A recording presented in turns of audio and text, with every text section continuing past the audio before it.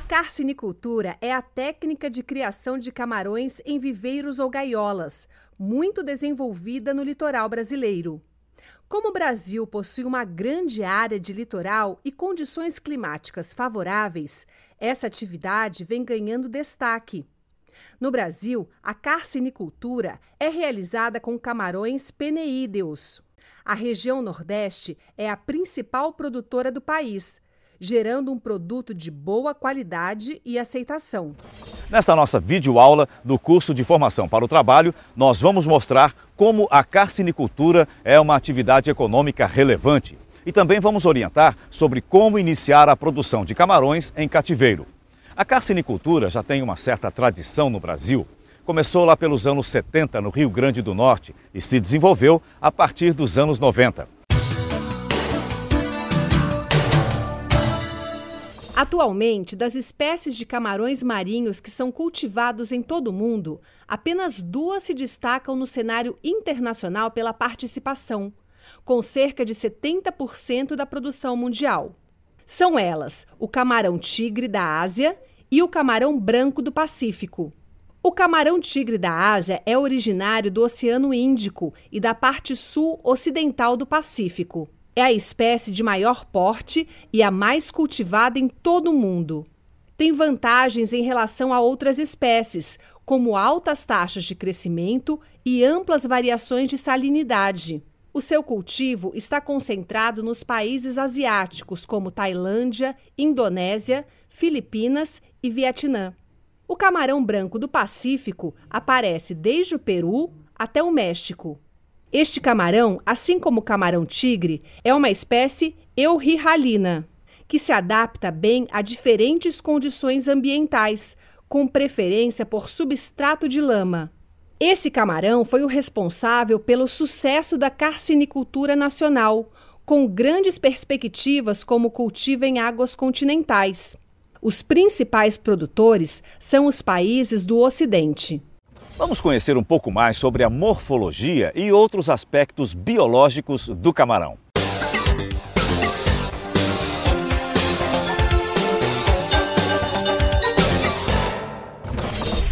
Os camarões são revestidos por uma carapaça ou exoesqueleto rígido, constituído de quitina e sais de cálcio, e possuem o corpo dividido em 2 partes principais, como você vê na tela. Uma é o cefalotórax e a outra é o abdômen. Na região do cefalotórax se encontra o rosto, os olhos, as antenas, as antênulas, maxilípedes, pereiópodes, que são as pernas. O rosto é uma estrutura com dentes serrilhados, tendo a função de defesa contra predadores. Os olhos são compostos e estão localizados na extremidade do pedúnculo ocular, permitindo ao animal uma ampla visão. Suas antenas têm a função sensorial, tátil e olfativa. Os maxilípedes, com as mandíbulas, são responsáveis pela condução do alimento até a boca. Os apêndices torácicos são constituídos por 5 pares de pernas, e os 3 primeiros são responsáveis pela manipulação e a condução do alimento, enquanto os 2 últimos pares são responsáveis pela locomoção do animal. O cefalotórax aloja os seguintes órgãos: coração, cérebro, estômago, brânquias e sistema reprodutor. Na região abdominal se encontram os pleópodes, os urópodes e o telson. O telson representa o segmento terminal do abdômen. O sistema digestivo dos camarões é constituído de boca, esôfago, estômago, hepatopâncreas, intestino, reto e ânus. O estômago é revestido por quitina, tem a forma de saco e é dividido em 2 cavidades: câmara cardíaca e câmara pilórica. A câmara cardíaca possui um moinho gástrico que realiza a mastigação e compressão do alimento digerido. O hepatopâncreas, ou glândula digestiva, atua na produção de enzimas digestivas utilizadas na degradação química do alimento, bem como na absorção e armazenamento de nutrientes, utilizados na construção de novos tecidos. No intestino, o material fecal é compactado, transportado para o reto e ânus, onde ocorre a excreção. Os camarões são animais de sangue frio, que variam a temperatura corporal de acordo com a temperatura ambiente. Respiram através de brânquias, órgãos respiratórios vascularizados que obtêm o oxigênio do meio externo, transportando-os para os tecidos. As brânquias também possuem a função de eliminar as excreções gasosas e localizam-se sob a carapaça na região lateral ou cefalotórax. O pigmento respiratório é a hemocianina, que faz o transporte do oxigênio. Os órgãos excretores dos crustáceos são constituídos por um par de glândulas antenais, também denominadas glândulas verdes, que realizam a filtração do sangue, eliminando os resíduos metabólicos e reabsorvendo substâncias que podem ser aproveitadas pelo animal, como a glicose. A amônia é o principal produto nitrogenado excretado pelas brânquias e pelo próprio tegumento dos animais. A muda é um processo natural, que consiste na troca da carapaça, permitindo o crescimento do esqueleto externo, exoesqueleto do camarão. A frequência de muda, ecdise, está associada ao crescimento do camarão, sendo que os animais mais jovens apresentam um intervalo de muda menor do que os indivíduos adultos. Durante a muda, os camarões tornam-se vulneráveis e completamente indefesos e expostos à predação e não conseguem se alimentar, visto que seus apêndices alimentares estão moles. O processo de muda pode ser dividido em 4 estágios: muda, pós-muda, intermuda, pré-muda. Agora vamos conhecer um pouco mais sobre o ciclo de vida dos camarões.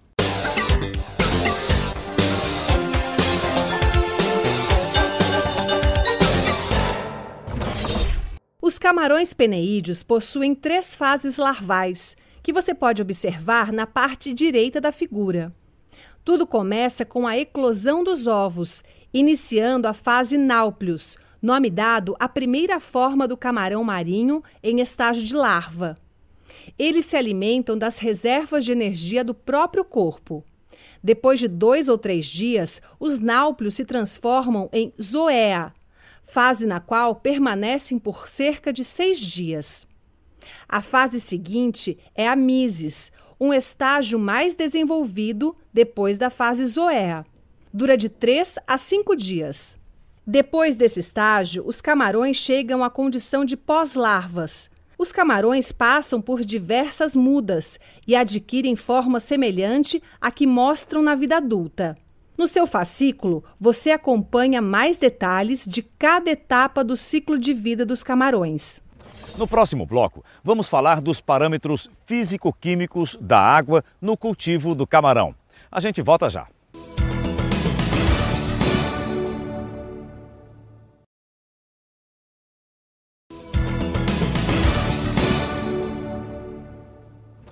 Nós estamos de volta com a nossa videoaula da série Formação para o Trabalho, hoje falando sobre a criação do camarão em viveiro.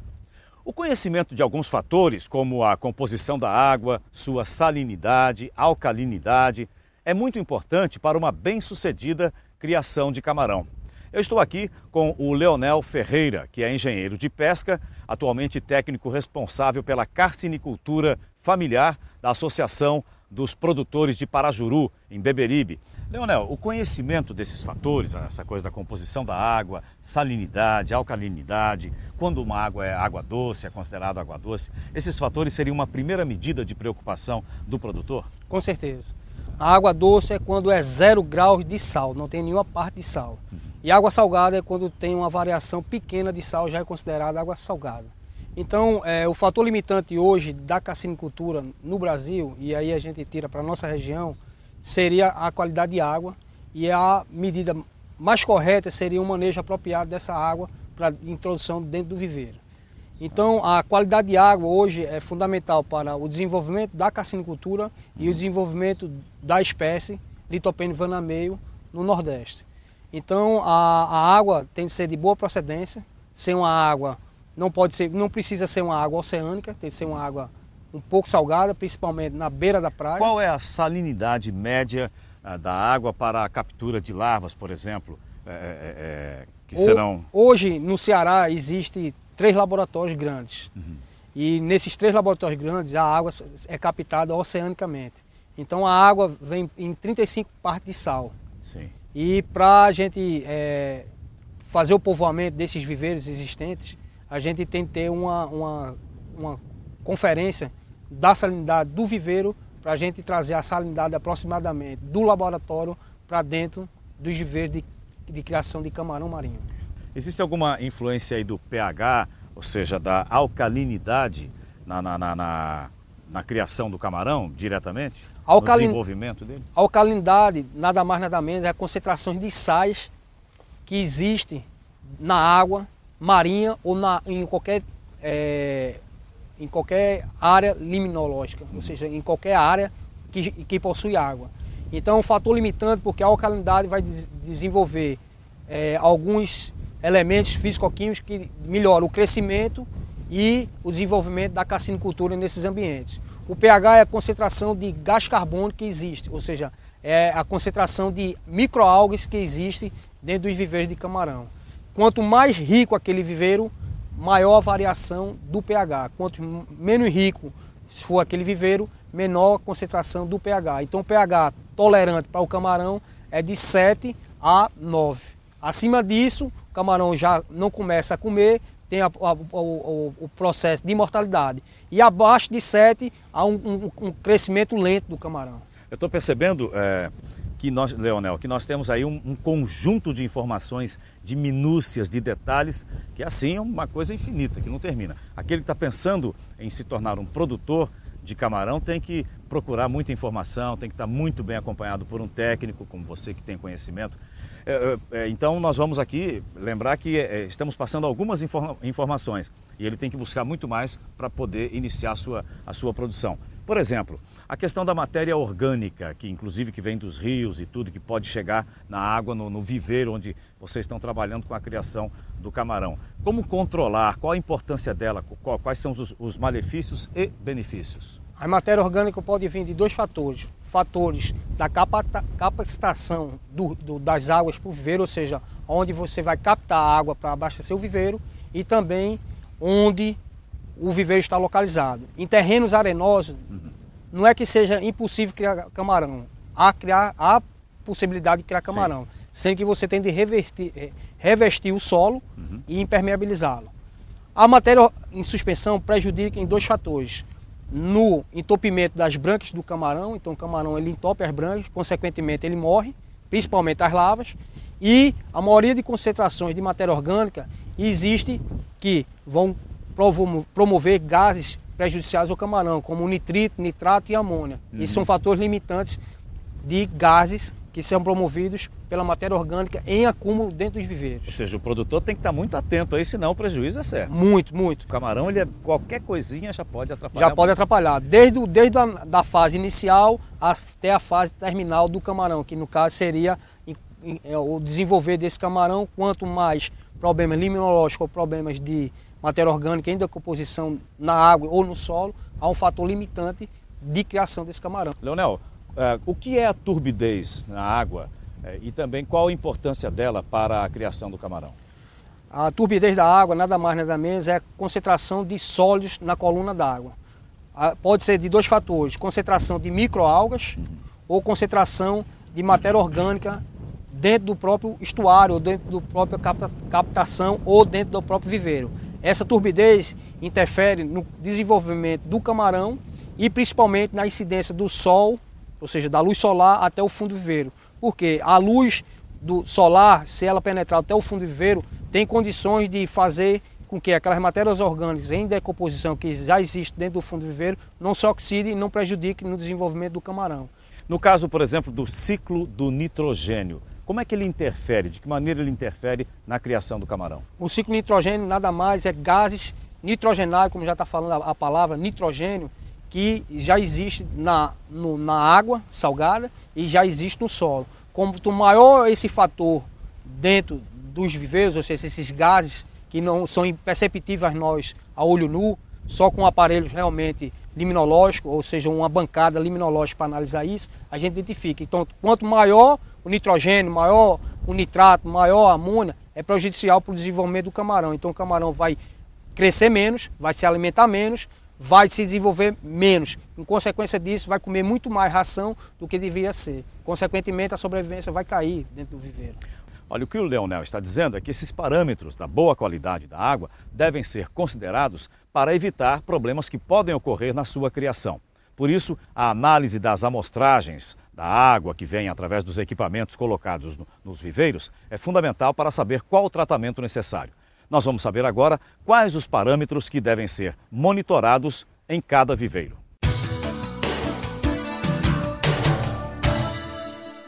A amônia presente nas formas ionizada e não ionizada é extremamente tóxica no cultivo.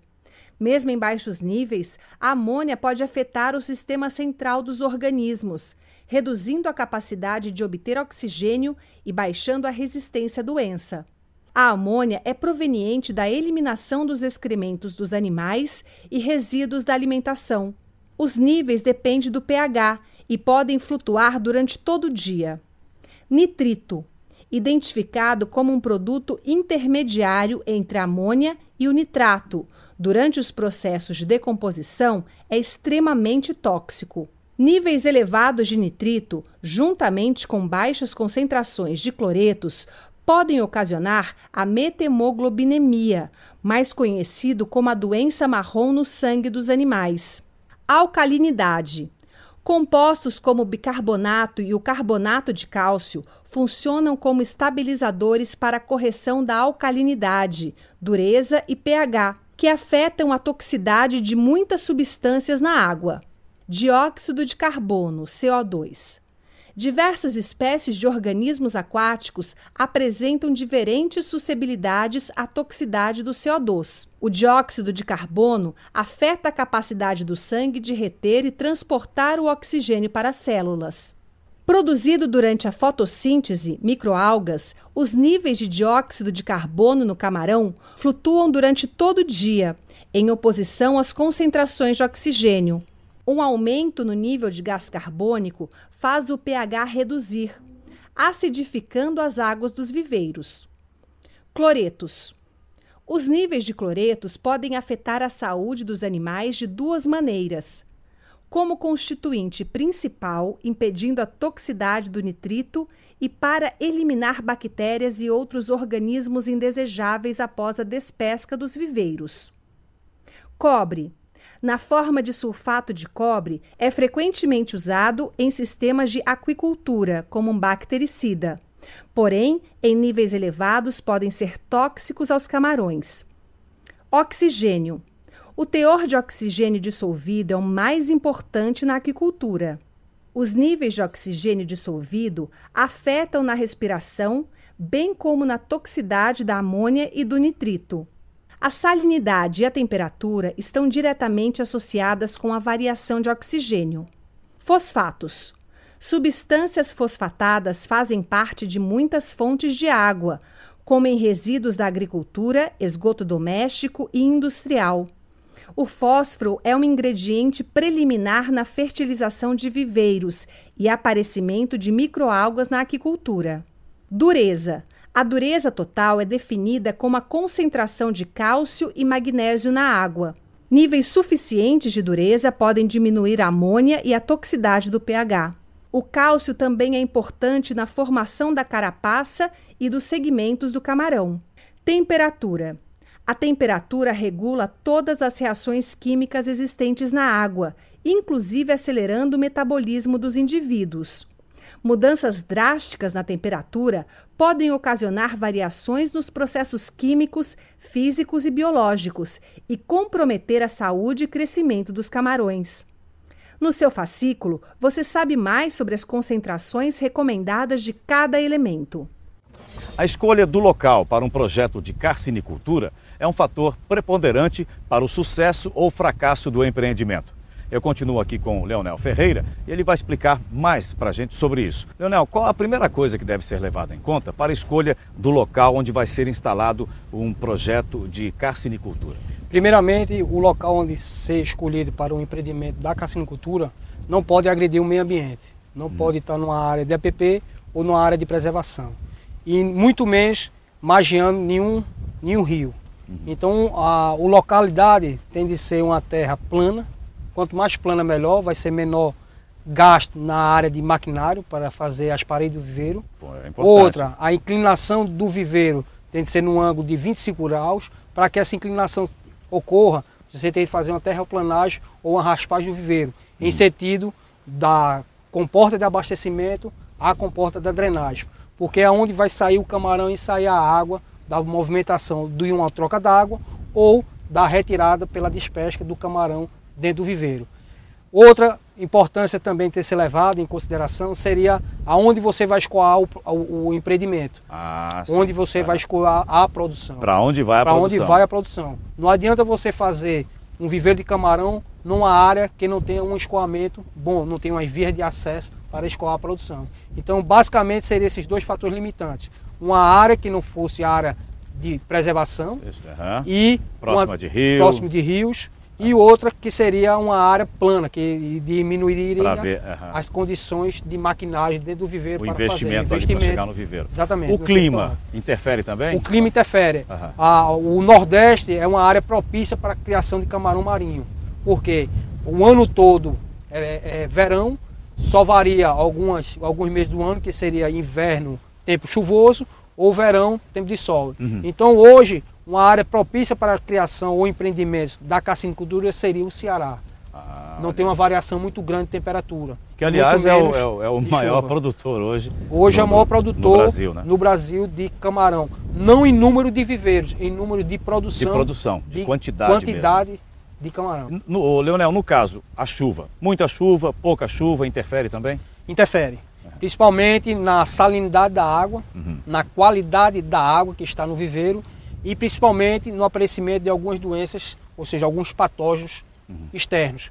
Hoje a gente está tendo um problema, creio eu, que principalmente na região Nordeste, porque está fazendo muito frio nas madrugadas e ao longo do dia muito quente. E essa variação de temperatura influencia na qualidade da água e nas condições ambientais do camarão. E as chuvas, como no tocante que o senhor falou, interferem na pluviosidade, ou seja, no aumento de águas vindas de origem do espaço, ou seja, das nuvens, que as chuvas, interferem na salinidade, há uma variação muito grande da salinidade, consequentemente o camarão não se estabiliza nessas variações, ocorrendo uma variação muito abrupta da salinidade, então o camarão há aberturas suscetíveis às doenças. Quer dizer que o produtor tem que estar atento a todos esses detalhes. Com certeza. Quanto mais ventilado, maior oxigenação dentro do viveiro, mas maiores problemas riscos a haver com transmissões de doenças. Porque a maioria das doenças hoje patógenas do camarão pode ser transmitido também pelos ventos e pelas correntes oceânicas. Os sistemas de cultivo do camarão diferem de acordo com a quantidade de fases operacionais. Por isso nós podemos classificar esses sistemas como monofásico, bifásico e trifásico. Eu continuo com o Leonel, que vai explicar melhor como é que isso funciona. Leonel, como funciona, por exemplo, o sistema monofásico? Esse sistema que o senhor está falando, monofásico, bifásico e trifásico, são o tempo de permanência da larva em condições do povoamento. Então, o sistema monofásico é quando a larva vem do laboratório e diretamente é aclimatado e colocado no viveiro. Direto no viveiro? Direto no viveiro. Isso é o sistema monofásico. O bifásico é quando a larva vem do laboratório e existe um tanque chamado berçário e essa larva é colocada naquele berçário, no berçário com duração de 21 dias, alimentando de 2 horas e depois aquela larva já aclimatada com a água do viveiro é colocada dentro do viveiro de criação, de engorda. Certo. E o sistema trifásico é um sistema que vem a larva do laboratório, passa pelo berçário 21 dias e passa mais 30 dias dentro de um raceway. Pode ser construído de alvenaria ou pode ser um viveiro menor de tamanho. Consequentemente, o camarão, quando sai para o viveiro, o camarão sai um camarão já juvenil. de 2, 3 gramas em média. Então o tempo de cultivo no viveiro diminui. De vez de ser um camarão com 90 dias, no máximo 80 dias está tirando, 70 dias está tirando esse camarão. Isso. Então garante também a maior sobrevivência. Quanto maior fase aquele camarão passar com água aclimatada do viveiro em melhores condições, maior será a sobrevivência desse camarão. Leonel, há também os sistemas extensivo, semi-intensivo e intensivo. Como é que eles funcionam? Esse sistema, nada mais nada menos, é a densidade de camarão por metro quadrado colocada no viveiro de camarão. Então, há tempos atrás, a maioria dos viveiros eram viveiros grandes com menor densidade, 5 camarões por metro quadrado, 10 camarões por metro quadrado. Hoje, o sistema extensivo está praticamente obsoleto. Então, não existe mais esse sistema extensivo. Pouquíssimo é usado no Brasil. Então, o sistema extensivo é um sistema que o produtor coloca a lava do camarão, fertiliza, que é o que enriquecer aquela água com alimentos naturais, e basicamente não há uma alimentação externa, ou seja, por ração. É controlado. É controlado só com qualidade de água. Sim. Não existe alimentação externa, ou seja, ração adicionada no cultivo. Já o cultivo mais em prática no Brasil e no mundo é o sistema semi-intensivo. Semi-intensivo.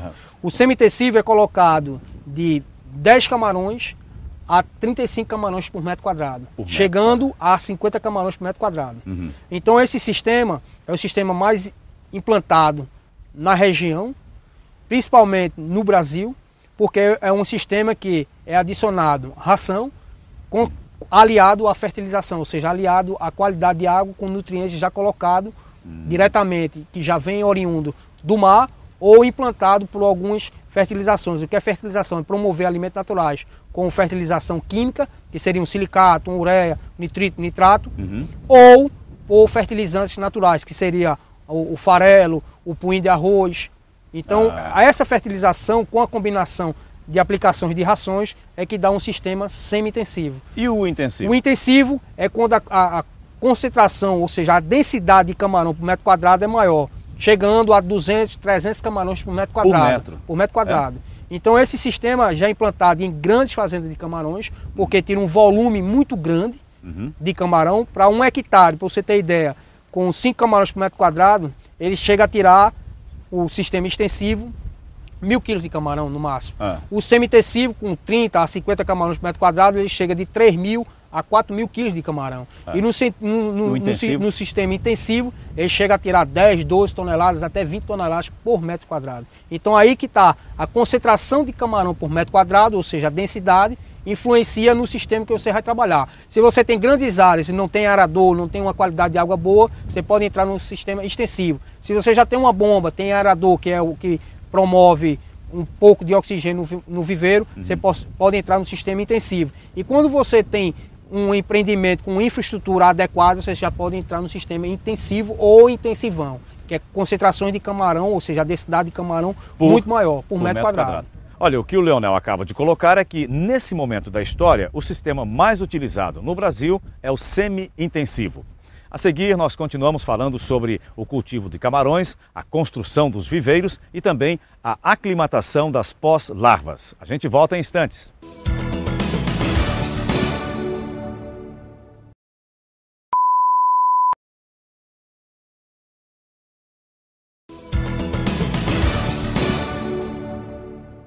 Estamos de volta com a nossa videoaula da série Formação para o Trabalho. Hoje falando sobre a produção de camarão, ou seja, a carcinicultura. Agora, nessa parte do programa, nós vamos falar um pouco sobre algumas instalações que compõem uma fazenda de camarão. Eu continuo aqui com o Leonel. Leonel, eu começaria falando sobre os tanques berçários. Como eles são construídos e quais as principais características desses tanques? Os tanques berçários podem ser feitos escavando o chão, seja circular ou retangular.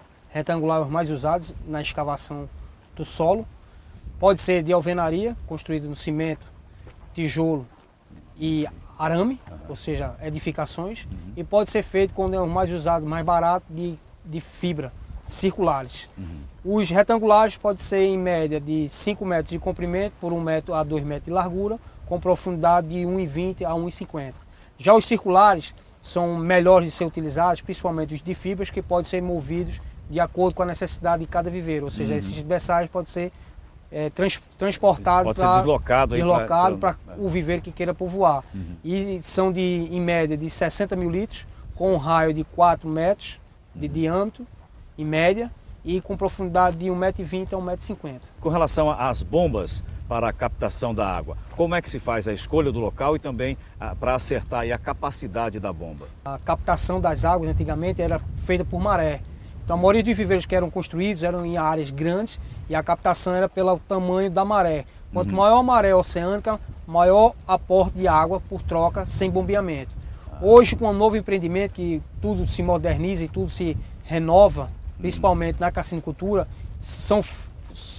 começaram a fazer com bombas movidas a óleo diesel, sem energia elétrica, com bombas de motor de irrigação, com motor de caminhonete, e depois entraram a parte elétrica. Então a parte elétrica, existe bombas flutuantes que derivam em decorrer com o nível de onde for captado a água, seria a água de um rio, a água de um mar, seriam bombas que ao decorrer com níveis podem oscilar de acordo com a maré.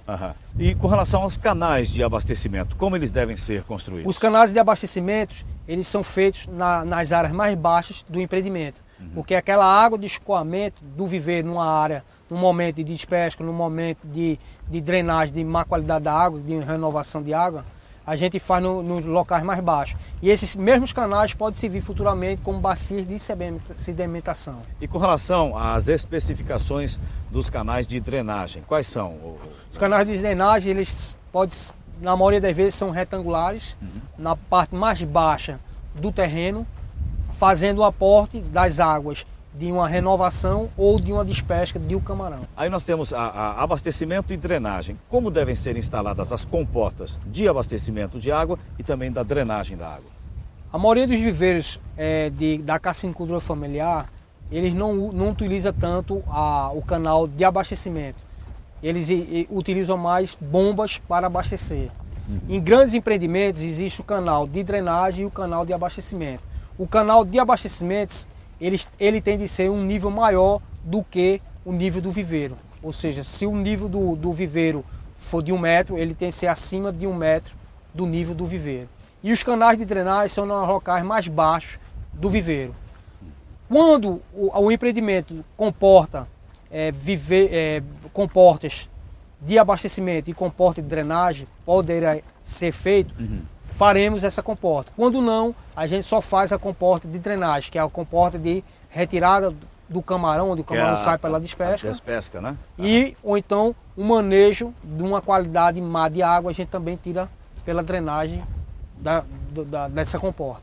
Tá, os camarões precisam de ração. Como é que essa ração deve ser estocada para que não haja prejuízo? A estocagem das duas são a mesma, em cima de pellet, num local fresco, sem muita umidade e sem muito contato com as paredes nem o chão, em cima de pallets, ou seja, em cima de estrado de madeira. Um outro ponto que eu queria tocar é qual a finalidade da bacia de sedimentação, que inclusive é uma exigência, né? Então os órgãos ambientais hoje, para a carcinicultura existir, para a carcinicultura acontecer, é cobrada a bacia de sedimentação. Essa bacia de sedimentação varia de 10% a 20% da área total do empreendimento. Essa bacia serve para recolher a água de uma drenagem, de um manejo liminológico, um manejo de troca de água do viveiro ou numa despesca do camarão. Aquela água ela é sedimentada naquela bacia para depois ser reaproveitada com algum tratamento que seja feito posteriormente para dentro do viveiro ou para ser lançada ao estuário ou o rio que se pegue água, liberada justamente. Bom, quando o viveiro já está apto para a colocação das pós-larvas, eu vou perguntar aqui para o Leonel como é feita a aclimatação das pós-larvas e por que o teste do estresse também deve ser feito. Antes das larvas ser colocado no viveiro, a maioria dos produtores não tem preocupação em fertilizar essa própria água que vai ser colocada às larvas. Então, primeiramente, existe uma fertilização, ou seja, produtos que são comprados em fábricas de insumo, seja fertilizantes naturais ou fertilizante químico. Após a fertilização, há uma conferência de alguns parâmetros, seja salinidade, temperatura e oxigênio, para aí depois pedir no laboratório a larva. Agora, Leonel, mais um detalhe aí, por quanto tempo elas devem permanecer nos tanques berçários? O tempo de permanência das pós-larvas no berçário varia de acordo com o empreendimento. Então, basicamente, 21 dias no berçário. Então, é um momento de aclimatação com a água, com os parâmetros físico-químicos e, principalmente, melhorando a alimentação do camarão.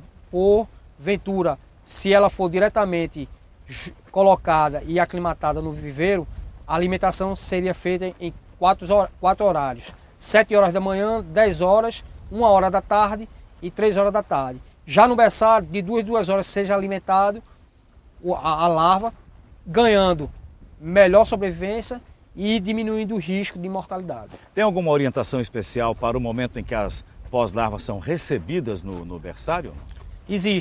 Existe um momento antes da larva chegar, uma desinfecção do berçário com formol ou álcool a 10%. Lavado alguns berçários com limão, que é o ácido ascórbico. Para quê? Para melhorar a sanidade do berçário.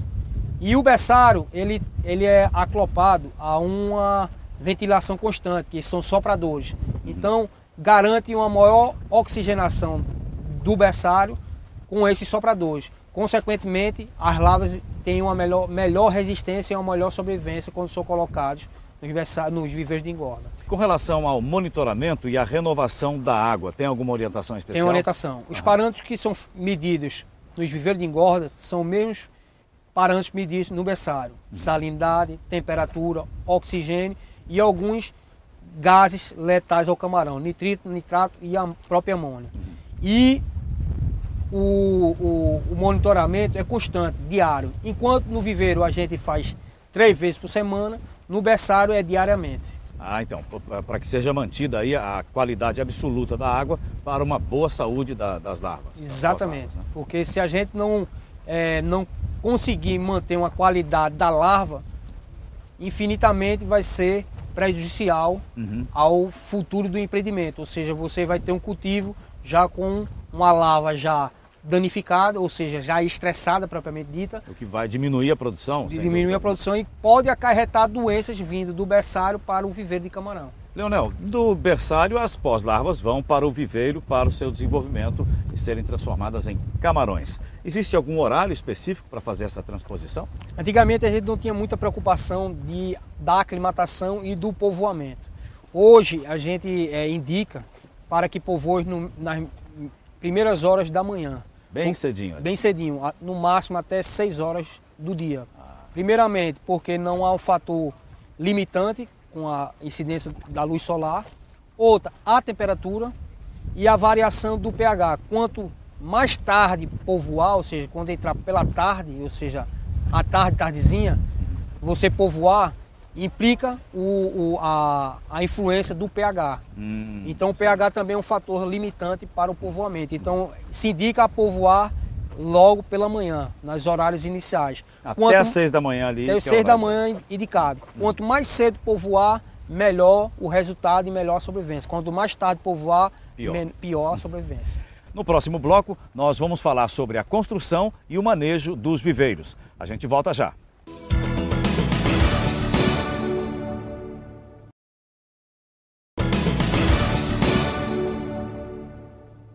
Estamos de volta com a nossa videoaula da série Formação para o Trabalho. O nosso tema hoje é a criação de camarão em fazendas de cultivo. Para se construir um viveiro de carcinicultura, é preciso conhecer o terreno, saber se o solo é rico ou não. Eu estou aqui com o Leonel e ele vai nos explicar por que é importante essa análise do solo, onde vai ser instalado o viveiro e no que é que isso ajuda, Leonel. Ajuda na melhor produtividade e uma melhor qualidade do produto a ser cultivado. Tem algum elemento que pode prejudicar a produção? No solo, sim. A concentração de matéria orgânica decorrente do próprio solo. Se for um solo em regiões arenosas, não presta. Se for um solo em regiões de manguezais, também não é muito favorável. Em si, uma área própria para carcinicultura em área litorânea seria em área de apicum ou no retromangue, atrás do manguezal, que seria uma área propícia. No caso, uma análise pode identificar se existe ali uma quantidade X de ferro e alumínio. Esses dois elementos podem prejudicar, podem ajudar o ferro e alumínio, ele são metais que podem inibir o crescimento do camarão, entupir as brancas e promover várias séries de doenças.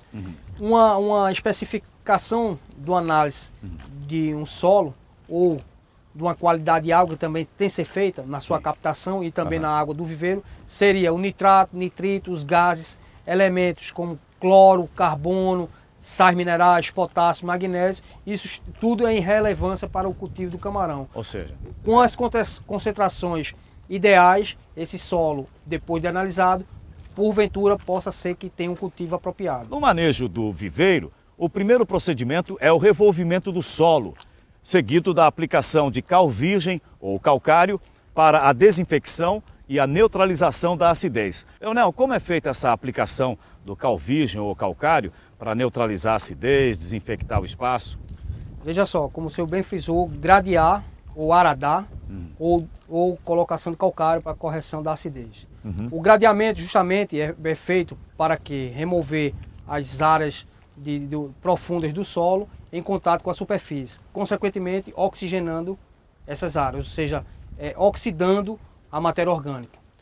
Depois disso é colocado de 1.000 a 1.500 quilos de calcário, seja ele dolomítico ou calcítico, ou 1.000 quilos de cal virgem, primeiramente para corrigir a acidez do solo e fazer uma esterilização. E é colocado em todo o viveiro. Todo o viveiro, o solo do viveiro é colocado, as estacas são pintadas de cal, as comportas todas de abastecimento e drenagem pintadas e as bandejas, que são os comedores do camarão, também colocar o cal virgem. Isso garante uma desinfecção do viveiro. Não é que traga, não é que não traga, evite patógenos entrar, mas você minimiza a presença de problemas futuros no viveiro. Nos viveiros, o que são os aeradores e quando eles devem ser utilizados? Os aeradores são colocados para promover um melhoramento do oxigênio já existente na água. Antigamente, quando eram os cultivos em extensão, não era colocado aeradores, ou seja, como não tem uma alta densidade de camarão no viveiro de camarão, não há necessidade de colocação de aeradores. Mas hoje, como os cultivos são semi-intensivos ou intensivos, há uma colocação de aeradores. E essa colocação dos aeradores no viveiro de camarão era para melhorar a concentração de oxigênio já existente. Então hoje existem vários aeradores de paleta, de sucção, de dispersão, de jateamento. Como as bandejas devem ser utilizadas? As bandejas nada mais, nada menos, são comedores artificiais colocados no viveiro para que o camarão se concentre e ali coma, ou seja, propriamente onde colocada a ração. A própria ração. Sendo que antigamente a ração era jogada a voleio, você pegava 30 quilos de ração e voleava em todo o viveiro. Hoje, para você saber se o camarão está comendo ou não, é colocado bandejas no viveiro. E a despesca dos camarões após a engorda, como ela As despescas hoje, dependendo da capacidade do viveiro e também da capacidade de receita que o produtor queira tirar, em média, um cultivo de camarão gera em torno de 50, 60, 70 a 90 dias. E também depende da gramatura que o produtor queira tirar esse camarão. Quanto menor o camarão ele queira tirar, menor o tempo de cultivo. E aí são feitas despescas a cada 3 meses ou bimestral. Ou seja, ele controla de acordo com o que ele está querendo fazer. A gramatura que ele quer tirar. E aí a despesca é feita pela comporta de drenagem, esvaziando toda a água do viveiro. Consequentemente, o camarão desce pela gravidade da inclinação do viveiro e pela saída da água pela comporta de drenagem. Por que deve ser feita uma amostragem dos camarões? Há muito tempo atrás, ou seja, nos meados de 2000, 2001, a gente tinha muitas exportações de camarão. Então a classificação de camarão daria uma melhor receita para o produtor. Hoje, como a maioria do camarão produzido no Brasil fica internamente, então não há uma classificação periódica. Só para um comprador que queira exportar esse camarão, ele faz uma classificação e uma biometria com amostragem. Ele separa 100 camarões, 1000 camarões e faz a classificação para saber a quantidade de camarão que tem com maior gramatura específica em cada viveiro. Leonel, como o produtor deve proceder quando morre o camarão? 1 ou 2 ou 10 ou uma quantidade? O que ele deve fazer no viveiro? Veja só, quando aparece um camarão morto no viveiro, o produtor tem que ficar alerta. Pode ser um patógeno, pode ser uma falta de alimentação, ou pode ser que o camarão morra decorrente, em consequência de alguma agressividade que tenha de algum parâmetro físico-químico do viveiro. E o procedimento que a pessoa deve tomar é pegar aquele camarão, retirar do viveiro, nunca jogar na parede para um cachorro comer, uma galinha comer, uma garça comer. E sim pegar aquele camarão, enterrar e cobrir aquela vala com cal virgem. Multiplicando camarões e dividendos, diversos empreendedores alcançaram sucesso com a carcinicultura.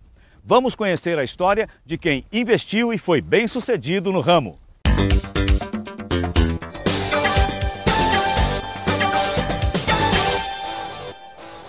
Carlos é pescador. Desde criança convive com a atividade que sempre sustentou a família. Mas hoje, aos 31 anos, ele trocou o pescado e a lagosta por camarão em Parajuru. Estão apostando no camarão, que dá dando uma renda melhor, né? Tá dando para viver melhor do que na pesca no alto mar.